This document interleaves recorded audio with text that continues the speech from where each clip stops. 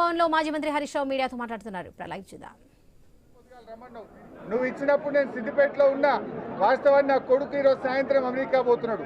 అయినా కూడా మాకు తప్పు చేయలేదు కనుక భయపడాల్సిన అవసరం లేదు కనుక ధైర్యంగా సిట్టు ముందుకు వెళ్తున్నాం. అడిగిన ప్రశ్న చెప్తాం. ఆల్రెడీ నువ్వు నా మీద ఫోన్ ట్యాపింగ్ పెడితే హైకోర్టు కొట్టేసింది, సుప్రీంకోర్టు కొట్టేసింది. అయినా మళ్ళా నోటీస్ ఇచ్చినావు. నువ్వు ఎన్ని నోటీసులు ఇచ్చినా ఎన్నిసార్లు పిలిచినా తప్పకుండా హాజరవుతాం. అడిగిన దానికి సమాధానం చెప్తాం. ఎట్ ద సేమ్ టైం నువ్వు డైవర్షన్ పాలిటిక్స్ చేసినా మేము డైవర్ట్ కాము. నిన్ను ప్రశ్నిస్తూనే ఉంటాం, నీ కుంభకోణాలు బయట పెడుతూనే ఉంటాం. నీ యొక్క దండుపాలెం మూట ఏదైతే మీ క్యాబినెట్ ఉందో, మీ క్యాబినెట్ లో పంపకాల వాటాలు, మీ క్యాబినెట్ దోపిడిని తెలంగాణ ప్రజల పక్షాన ప్రశ్నిస్తూ ఉంటాం. మేము కేసీఆర్ నాయకత్వంలో ఎదిగిన పిల్లలం, ఉద్యమకారులం. ఉద్యమాల్లో నుంచి ఎన్నో కేసులను, జైళ్లను ఎదుర్కొని కేసీఆర్ నాయకత్వంలో తెలంగాణ సాధించిన ఒక కార్యకర్తలం మేము నీ తాటాకు చెప్పులకు భయపడం. మిస్టర్ రేవంత్ రెడ్డి, నువ్వు ఎన్ని ప్రయత్నాలు చేసినా, ఎన్ని కుట్రలు చేసినా తెలంగాణ ప్రజల పక్షాన ఈ గొంతులు నిన్ను ప్రశ్నిస్తూనే ఉంటాయి. మా పోరాటం కొనసాగుతూనే ఉంటుంది. మాకు తెలుసు ఇవాళ మున్సిపల్ ఎన్నికలు వచ్చినాయని డ్రామా నడుపుతున్నావు నువ్వు. ఈ సీరియల్ మళ్ళా నడుపుతావు నువ్వు. మున్సిపల్ ఎన్నికల ముందు వరుసగా నోటీసులు ఇస్తావు. 2 ఏళ్ళు అయింది. ఏం పట్టుకున్నావు నువ్వు? ఇలా ఉన్నదేమున్నది?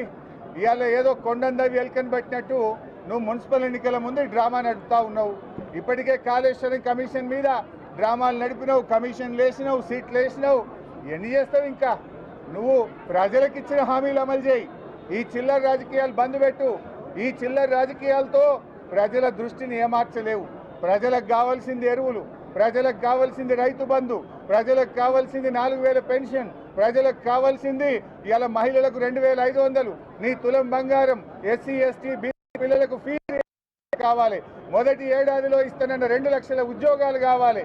ప్రజలకు ఇచ్చిన హామీలు అమలు చేయి. మా మీద కేసులు పెట్టు, అటెన్షన్ డైవర్షన్ చేసో, డైవర్షన్ పాలిటిక్స్ తో తప్పించుకోలేవు రేవంత్ రెడ్డి. మేము ఇంకా గట్టిగా నిన్ను ప్రశ్నిస్తూ ఉంటాం, పక్షాన పోరాడుతూనే ఉంటాం. రేపు మున్సిపల్ ఎన్నికల ఎజెండా ఒక్కటే, నీ 6 గ్యారెంటీలు. మున్సిపల్ ఎన్నికల్లో ఎజెండా నీ 420 హామీలు. మున్సిపల్ ఎన్నికల్లో ఎజెండా మా నిరుద్యోగ యువకులకు ఇచ్చే 2 లక్షల ఉద్యోగాలు. దాని మీదనే జరుగుతాయి. ఇది అయిపోయింది. ఇప్పటికే 2 ఏళ్లలో నడిపి అదేదో సీరియల్ లాగా, టీవీ సీరియల్ లాగా నడుపుతా ఉన్నావు. ప్రజలు నమ్మే స్థితి లేరు రేవంత్ రెడ్డి.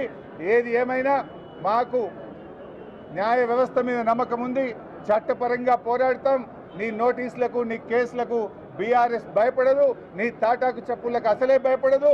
నీకు దిమ్మ తిరిగే విధంగా ప్రజలు రేపు మున్సిపల్ ఎన్నికల్లో తీర్పిస్తారు బిడ్డ. రేవంత్ జాగ్రత్త.